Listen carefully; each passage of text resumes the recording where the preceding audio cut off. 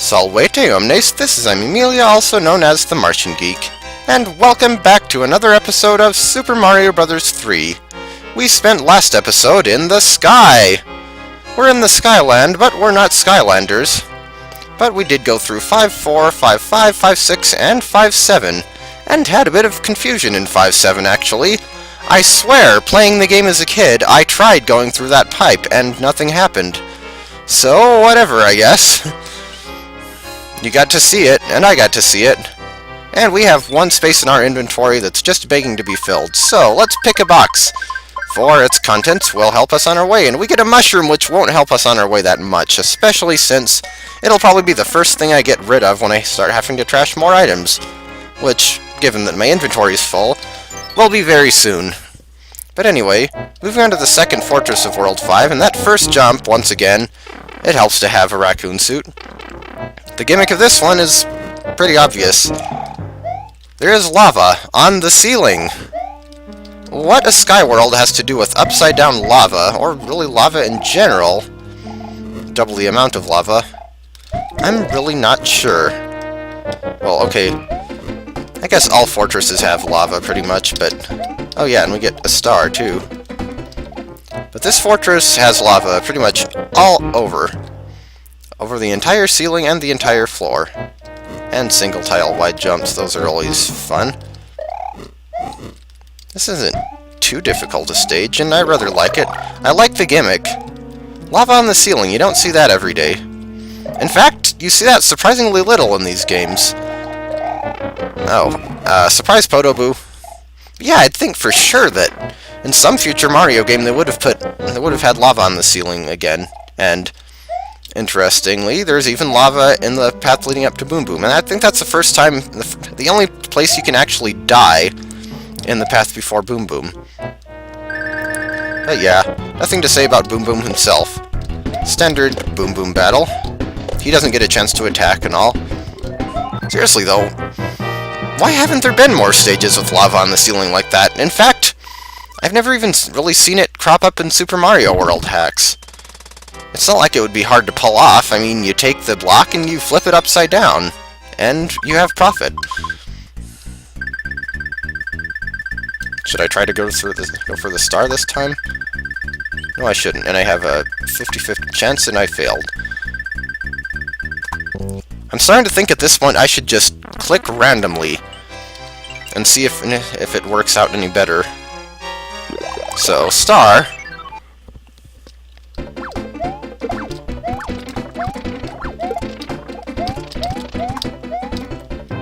Don't think there's anything in any of these, and no real point in checking, but music box! I traded a useless item for an even more useless one. So in fact, let's drop that right now. And while we're at it, let's drop that mushroom and actually, oh well. We'll go take on the end spade game now. No, and there's nothing else in this world that'll give us items, so checking the footage, there's a star here, and there's a 20 coin thing here. 10 coin thing there. Let's see what's in the middle. Well, we know there's another mushroom here, but let's see if we can't get something better than a mushroom. Well, we just flipped that. See if I can find that other 20. Oh, well, there's a star. And yeah, I'm gonna save the... Oh, flower. You know, I could have sworn... I just forgot where that mushroom was already. And we have one open inventory slot. That'll be useful for when we beat the World 5 castle. Or airship, really. Super Mario Bros. 3 actually doesn't have castles, come to think of it. Which is kind of unique for a Mario game. Anyway, 5-8. This is one of those where... Yeah, there aren't too many enemies, but instead they decide to throw basically one enemy at you that spams a whole bunch more. Hello there, Lakitu. You are actually not useless this time. And will this actually fall? No it doesn't. Okay, so if you're not already big when you get... Ow. And, okay, he's inconveniently placed there, but he's gone, so whatever. And useless Lakitu. But yeah, apparently if you get a leaf, and presumably that would extend to the fire flower as well, while you're still small, it just makes you big instead of powering you up to what it's supposed to power you up to. Let's see. Actually, okay, I was gonna check for score for our next End Spade game, but yeah, we still have a while. Now 5-9 is an interesting one. It's another auto-scroller, but it actually auto-scrolls diagonally. I'm not entirely sure how they pulled this off, honestly, because I don't think Super Mario Bros. 3 is coded in such a way that you can have a level that size. And I'm sure there's a reason that, aside from the beginning and the end of the level, I just slipped right off the platform. Brilliant! 5-9 take 2. I don't normally die that easily on this one. If I'm going to die on this one, it's usually to the Chain Chomp. Another stage with not many enemies, actually. Just that Koopa and the... or Chain Chomp? Fire Chomp, what am I talking about? Also, that background has few enough colors that it could be Layer 3. In fact, it may be, but I don't think it is in this stage. I don't think this game ever gives you just a Layer 3 background without a Layer 2 one. Also, don't forget that these platforms are actually solid from the bottom in Super Mario Bros. 3. At least I'm pretty sure they are. So don't try to jump through them. Okay, now what... well, again, we didn't get to see what happens when the... Wow, that... You respawned quickly, sir. And I jumped right into the flame. I did not know Fire Chomps would respawn that quickly. Actually, maybe it counts from when the Fire Chomp first comes on screen rather than from when you kill it. Because I left it alive for quite a while because it got enough of a chance, enough screen time to shoot all of its fireballs, so... let's see. Oh yeah, back to what I was saying. I figure there's probably a reason that the only parts of this level that are actually made out of foreground tiles are the beginning and the end. It's probably not really a diagonal level, it's probably just an ordinary horizontal one with some sort of illusion to make it look like it's scrolling diagonally. But I'm still not sure how they pulled it off, so make it that what you will. And another useless Lakitu. But that'll be the last of them. What is with all the useless Lakitus? I guess all they really do is provide me a free 3,000 points at the end, but... And actually, we are pretty close to our next End Spade game. The next one would be at 720,000 points. But in any case, we only have one stage left in World 5, and the king's been transformed into an albatross. Another enemy that only showed up in Super Mario Bros. 2. Honestly, I wish Nintendo would make another game like Super Mario Bros. 2. You don't have to set it in Subcon, but look at how many things were in that game that just never showed up again. Not even just the main gameplay mechanics, but things like those enemies. Oh, but I digress. Time for the World 5 airship, and this one's actually a pretty decent challenge. Because you get the power-up early on, and you're probably going to need it. Because this one really likes to spam a lot of bullets at you. Not too many flamethrowers in this one, but those generally aren't the problem. Also, a lot of the time you kind of want to let the auto-scroll get a little bit ahead of you, so you can see what's coming up. Because it's easy to get caught off guard in this one by something. Just for the sheer number of projectiles flying around. Ah, and I was thinking that one wasn't going to fire in that direction. Well, let's see if this is the first airship I actually die on. Whoa. Hitboxes. Okay, now here's the worst part of this stage.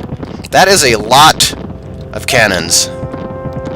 And you can make it easier if you do a jump right. If you manage to jump on top of that platform, you only have half the bullets to deal with, but I tried to do that and failed. But now it's time for Roy Koopa.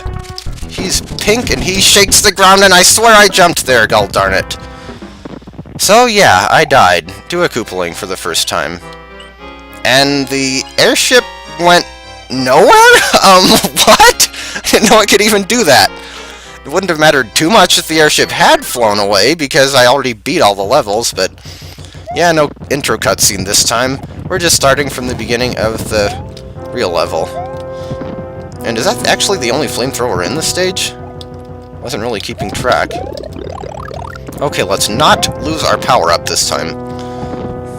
I also usually have a second tier power up in these airships, but this time not so much. I blame the fire chomp. The fire chomp chomped with his fire. And can I actually take a running jump off the top of here? And yes, I can. No.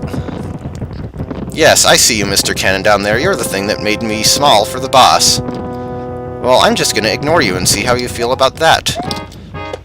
Why I'm talking to an inanimate object, I have no idea, but... Oh, being big's actually gonna make it harder to get through here because my hitbox is twice the size. But success, I think. Okay, time for Roy, and this time we have double the HP. So, this guy shakes the ground, so you need to not do that either. What the frick? What the heck was that? And the airship still didn't... Wait a minute here. Is it because I used the anchor way back in, like, 5.3 or so? Is that actually a thing? The anchor still works even if you use it when you're not actually on the castle tile? That's kind of funny, actually.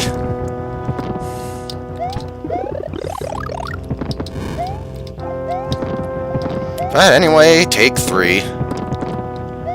This airship is shorter than I thought it was, but like I said, it's kind of long enough. It has enough going on. Okay, ready, run, and jump! And did not let the auto-scroll get far enough ahead. Well, that was terrible timing. Terrible timing. Also, you couldn't have put an end tile on that platform. See if I can get up here. No, I cannot. Come on. Jump physics, cooperate with me. And I'm probably going to die to Roy again. Okay, let's do this thing right this time. So yes, this guy shakes the ground when he lands. God darn it, Mario, your jump physics in this game suck compared to Super Mario World's. Take 4.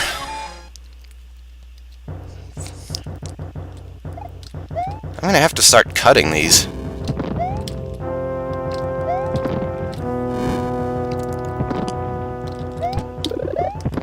Jeez, I'm dying as much on this stage as I did on 3.8, and that's saying something, considering that was one of my 3 least favorite stages in the game.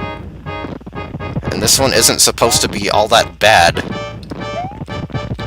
Well, I mean, it's challenging, but it's not like a nightmare stage because it's manageable and it's not hard in an annoying way. Okay, do not stand there. I survived the multi-cannon! And even managed to get up top. Let's just hope I don't jinx myself on the home stretch here. What?! What?! I jumped on it! I swear I jumped on it! Yeah, go figure. Right after I say, let's not jinx myself on the home stretch.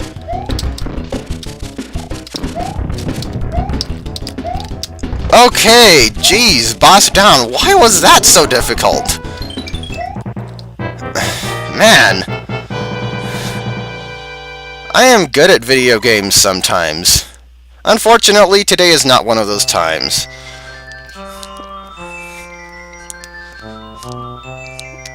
But yes, we get the magic wand, we fall down through the clouds, and we probably have a long way to fall considering we were in the sky world. Oh, thank heavens, I kind of look like Santa Claus. But I'm back to my old self again. I don't know, I don't think this guy was too bad off for as far as transformations go, honestly. I mean, he turned into a bird. Birds can fly and all. But anyway, we get a tip from the princess once again, and we get another Jugum's Cloud. Greetings, be careful in the ice world. The creatures trapped in the ice will come to life if warmed. Now that actually is a relevant hint, but it's A, kind of obvious, and B, only relevant in one level, once again. But hey, at least the level in question comes a heck of a lot sooner than the one from World 2's hint did.